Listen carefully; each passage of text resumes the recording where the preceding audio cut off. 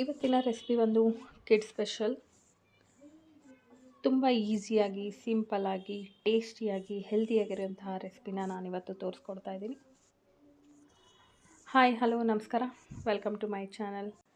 ಯಾರೆಲ್ಲ ನಾನು ವೀಡಿಯೋಸ್ನ ಹಾಗೆ ನೋಡ್ತಿದ್ದೀರಾ, ಪ್ಲೀಸ್ ಸಬ್ಸ್ಕ್ರೈಬ್ ಮಾಡ್ಕೊಂಡು ನೋಡಿ, ಕನ್ನಡತಿಗೆ ಪ್ರೋತ್ಸಾಹ ನೀಡಿ ಅಂತ ಹೇಳ್ತಾ ಮತ್ತೆ ಯಾಕೆ ತಡ, ವಿಡಿಯೋನ ಸ್ಟಾರ್ಟ್ ಮಾಡೋಣ.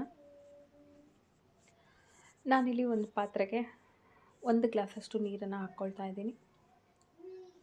ಹಾಗೆ ಸ್ವಲ್ಪ ಇದಕ್ಕೆ ಉಪ್ಪನ್ನು ಸಹ ಬೆರೆಸ್ಕೊಂಡು ನೀರನ್ನು ಬಾಯ್ಲ್ ಮಾಡ್ಕೊಳ್ಳೋಣ.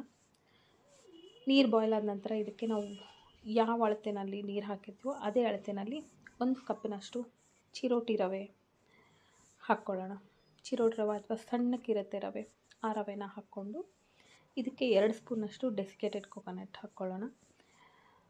ನಿಮ್ಮ ಹತ್ರ ಡೆಸಿಕೇಟೆಡ್ ಕೊಕೊನಟ್ ಇಲ್ಲ ಅಂತಂದರೆ ಮನೇಲೇ ಒಣಗಿರೋ ಅಂತಹ ಕೊಬ್ಬರಿ ಇರುತ್ತಲ್ವ, ಅದನ್ನು ಪುಡಿ ಮಾಡಿಕೊಂಡು ನೀವು ಇಲ್ಲಿ ಹಾಕ್ಕೋಬೋದು. ಹಾಕ್ಕೊಂಡು ಇದನ್ನು ಲೋ ಫ್ಲೇಮಲ್ಲಿ ಮಿಕ್ಸ್ ಮಾಡ್ಕೊಳ್ಳೋಣ. ಇದು ಯಾವುದೇ ಥರದ ಗಂಟನ್ನು ಸಹ ಆಗಲ್ಲ, ಸೊ ಆರಾಮಾಗಿ ಇದನ್ನು ಮಿಕ್ಸ್ ಮಾಡ್ಕೋಬೋದು.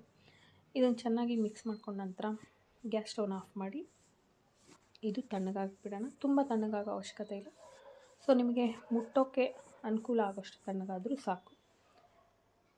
ಇದು ಸ್ವಲ್ಪ ತಣ್ಣಗಾಗಲಿ ಇವಾಗ. ನಂತರ ನಾನಿಲ್ಲಿ ಇದನ್ನು ಚೆನ್ನಾಗಿ ಮಿಕ್ಸ್ ಮಾಡ್ಕೊಳ್ತೀನಿ ಅಥವಾ ನಾದ್ಕೊಳ್ಳೋಣ. ಚೆನ್ನಾಗಿ ನಾದ್ಕೊಂಡ ನಂತರ ಇದಕ್ಕೆ ಆಯಿಲ್ ಎಲ್ಲ ಹಾಕೋ ಅವಶ್ಯಕತೆ ಇರಲ್ಲ, ಆರಾಮಾಗಿ ನಾದ್ಕೋಬೋದು, ಇದೇನು ಅಂಟಾಗಲ್ಲ. ಇದನ್ನು ಆದಿದ ನಂತರ ಇದನ್ನು ಸಣ್ಣ ಉಂಡೆಗಳನ್ನಾಗಿ ಮಾಡ್ಕೊಳ್ಳೋಣ. ಒಂದೇ ಅಳತೆನಲ್ಲಿ ಇವುಗಳನ್ನ ನೀವು ಮಾಡ್ಕೊಳ್ಳಿ. ನಾನಿಲ್ಲಿ ಕಡಿಮೆ ಮಾಡ್ಕೊಳ್ತಾ ಇದ್ದೀನಿ, ನೀವು ಹೆಚ್ಚಿಗೆ ಮಾಡ್ಕೊಳ್ಳೋದಿದ್ದರೂ ಮಾಡ್ಕೋಬೋದು. ನಾನು ಚಿಕ್ಕ ಚಿಕ್ಕ ಉಂಡೆಗಳನ್ನಾಗಿ ಎಲ್ಲದನ್ನು ಮಾಡಿಕೊಂಡು ನಂತರ ಇದನ್ನು ಸ್ಟೀಮ್ ಮಾಡಬೇಕು. ಸೊ ಇಲ್ಲಿ ನಾನು ಒಂದು ಬಾಣಲಿನಲ್ಲಿ ನೀರು ಹಾಕಿ ಬಾಯ್ಲ್ ಮಾಡೋಕ್ಕೆ ಇಟ್ಟಿದ್ದೀನಿ ನೀರನ್ನ. ಸೊ ಈಗ ಈ ಬಾಲ್ಸ್ ರೆಡಿ ಆಗಿದ್ದಾವೆ, ಇದನ್ನು ನಾವು ಸ್ಟೀಮ್ ಮಾಡ್ಕೊಳ್ಳೋಣ. ಇದೊಂದು ವಿತಿನ್ 10 ಮಿನಿಟ್ಸಲ್ಲಿ ನಿಮಗಿದು ಸ್ಟೀಮ್ ಆಗುತ್ತೆ. ಭಾಳ ಪ್ರಮಾಣದಲ್ಲಿ ನೀವು ಮಾಡ್ತಿದ್ದೀರಾ ಅಂದರೆ ಸ್ವಲ್ಪ ಟೈಮ್ ಹಿಡಿಯುತ್ತೆ ಅಷ್ಟೇ. ಒಂದು 7 ರಿಂದ 8 ನಿಮಿಷ ಇದು ಸ್ಟೀಮ್ ಆಗೋಕ್ಕೆ ಬೇಕು. ಸೊ ಈಗ ಇದು ಸ್ಟೀಮ್ ಆಗಿದೆ ಕಂಪ್ಲೀಟಾಗಿ. ನಂತರ ನಾನಿಲ್ಲಿ ಒಂದು ಬಾಣಲೆಗೆ 2 ಸ್ಪೂನಷ್ಟು ತುಪ್ಪವನ್ನು ಹಾಕ್ಕೊಳ್ತಿದ್ದೀನಿ. ನೀವು ಬೇಕಿದ್ದರೆ ಬೆಣ್ಣೆ ಹಾಕ್ಕೋಬೋದು, ಎಣ್ಣೆ ಹಾಕ್ಕೋಬೋದು, ನಿಮ್ಮ ಇಷ್ಟ ಯಾವುದಾದ್ರೂ ಹಾಕ್ಕೊಳ್ಳಿ. ನಂತರ ಇದಕ್ಕೆ ಒಂದು ಸ್ವಲ್ಪ ಸಾಸಿವೆ ಜೀರಿಗೆಯನ್ನು ಹಾಕ್ಕೊಂಡು ಸ್ಟೀಮ್ ಮಾಡ್ಕೊಂಡಿರೋಂಥ ಬಾಲ್ಸ್ಗಳನ್ನ ಹಾಕ್ಕೊಂಡು ಸ್ವಲ್ಪ ಫ್ರೈ ಮಾಡ್ಕೊಳ್ಳೋಣ. ನಂಗೆ ಸ್ವಲ್ಪ ಕೋಲ್ಡ್ ಆಗಿದೆ, ಹಾಗಾಗಿ ಮಾತಾಡೋಕ್ಕಾಗ್ತಾಯಿಲ್ಲ.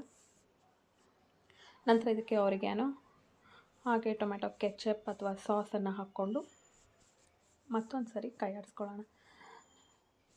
ನೀವು ಮಕ್ಕಳಿಗಾದರೆ ಹೀಗೆ ಕೊಡ್ಬೋದು, ಅಥವಾ ದೊಡ್ಡವ್ರಿಗೆಲ್ಲ ತಿನ್ನಬೇಕು ಅಂತಂದರೆ ಇದಕ್ಕೆ ಒಂದು ಸ್ವಲ್ಪ ಅಚ್ಚ ಖಾರದ ಪುಡಿನೂ ಹಾಕ್ಕೋಬೋದು. ನಾನಿಲ್ಲಿ ಅಚ್ಚ ಖಾರದ ಪುಡಿನ ಹಾಕ್ಕೊಳ್ತಿದ್ದೀನಿ, ಒಂದು ಅರ್ಧ ಸ್ಪೂನಷ್ಟು ಹಾಕ್ಕೊಳ್ತಿದ್ದೀನಿ. ನೀವು ಬೇಕಿದ್ದರೆ ಸ್ಕಿಪ್ ಮಾಡ್ಕೊಂಡು ಹಾಗೇನೂ ತಿನ್ಕೋಬೋದು. ಇದನ್ನು ಚೆನ್ನಾಗಿ ಫ್ರೈ ಮಾಡಿದ ನಂತರ ನಿಮಗೆ ರವೆಯಿಂದ ಮಾಡಿರೋ ಅಂತಹ ಇಡ್ಲಿ ಅಥವಾ ಬಾಲ್ಸ್ ರೆಡಿ ಆಗುತ್ತೆ. ಸೊ ಇವಾಗ ಸರ್ವ್ ಮಾಡೋಣ. ಅದ್ರ ಮೇಲೆ ನಾನು ಗಾರ್ನಿಷ್ಗೆ ಅಂತ ಸ್ವಲ್ಪ ಎಳ್ಳನ್ನು ಸಹ ಹಾಕ್ಕೊಳ್ತಿದ್ದೀನಿ. ಸೊ ನೋಡಿದ್ರಲ್ಲ ಫ್ರೆಂಡ್ಸ್, ಇದಾಗಿತ್ತು ಇವತ್ತಿನ ರೆಸಿಪಿ. ಟೇಸ್ಟಿಯಾಗಿರೋಂಥ ರವೆ ಇಡ್ಲಿ ಅಥವಾ ರವೆ ಬಾಲ್ಸ್ ಅಂತ ಹೇಳ್ಬೋದು. ಯಾರಿಗೆಲ್ಲ ನನ್ನ ಈ ರೆಸಿಪಿ ಇಷ್ಟ ಆಯಿತು ಪ್ಲೀಸ್ ಒಂದು ಲೈಕ್ ಮಾಡಿ, ಶೇರ್ ಮಾಡಿ, ಕಮೆಂಟ್ ಮಾಡಿ, ಹಾಗೆ ಸಬ್ಸ್ಕ್ರೈಬ್ ಮಾಡಿ. ಸಬ್ಸ್ಕ್ರೈಬಿಗೆ ಹಣ ಕೊಡೋ ಅವಶ್ಯಕತೆ ಇಲ್ಲ, ಫ್ರೀನೇ ಇದೆ. ಸೊ ಸಬ್ಸ್ಕ್ರೈಬ್ ಮಾಡ್ಕೊಂಡು ನೋಡಿ, ಈ ಕನ್ನಡತಿಗೂ ಪ್ರೋತ್ಸಾಹ ನೀಡಿ ದಯವಿಟ್ಟು. ನೀವು ಇದನ್ನು ಮನೇಲಿ ಮಾಡಿ ಹೇಗೆ ಬಂತು ಅಂತ ಕಮೆಂಟ್ ಸೆಕ್ಷನಲ್ಲಿ ಕಮೆಂಟ್ ಮಾಡಿ ತಿಳಿಸಿ. Thanks for watching. ನಮಸ್ಕಾರ.